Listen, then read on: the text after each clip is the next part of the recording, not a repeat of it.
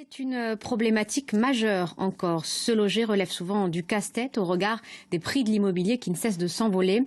Alors les choses pourraient-elles s'améliorer cette année? Le marché de l'immobilier s'annonce moins dynamique au regard de l'inflation qui réduit le pouvoir d'achat, mais aussi à la hausse des taux d'intérêt.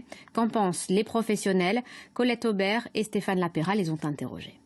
C'est un appartement de 2 pièces, avec, comme vous le voyez ici, une grande pièce à vivre. Une visite de plus pour ce jeune couple.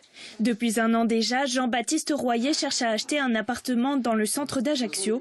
Mais à cause des taux qui s'envolent et des prix de l'immobilier, impossible de trouver.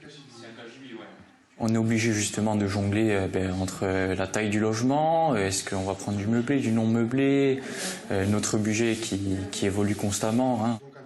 En décembre, le taux moyen des nouveaux crédits à l'habitat était d'environ 2% selon la Banque de France, contre 1,45% en juillet dernier. Le taux d'usure des crédits immobiliers sur 20 ans, lui, dépasse les 3%. De quoi compliquer les ventes. Les clients s'interrogent aujourd'hui par rapport à leur capacité d'emprunt. Ils sont toujours en train de se dire, est-ce que finalement aujourd'hui j'ai trouvé le produit? Est-ce que je peux acheter? Est-ce que la banque va me suivre puisque les taux augmentent sans cesse? Dans cette agence immobilière, pas de baisse d'activité pour l'instant, mais quelques processus de vente sortent du lot. De temps en temps, aujourd'hui, on a eu 2 ou 3 refus de prêt, ce qui est assez exceptionnel compte tenu de la rigueur avec laquelle nous sélectionnons nos acquéreurs. Actuellement, il n'y a pas de baisse de prix. Et malheureusement, selon les professionnels, a priori pas de baisse non plus dans les prochains mois.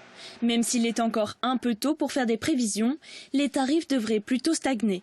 Le vendeur ne veut pas baisser ses prix et l'acheteur se dit mais le prix est trop élevé compte tenu de ma capacité d'emprunt, donc je ne peux pas acheter. Si on est sur des taux qui restent élevés et ça semble être la tendance aujourd'hui, l'augmentation durable des taux, il va falloir que le marché se corrige avec ou une baisse des prix ou une augmentation avec l'inflation des salaires.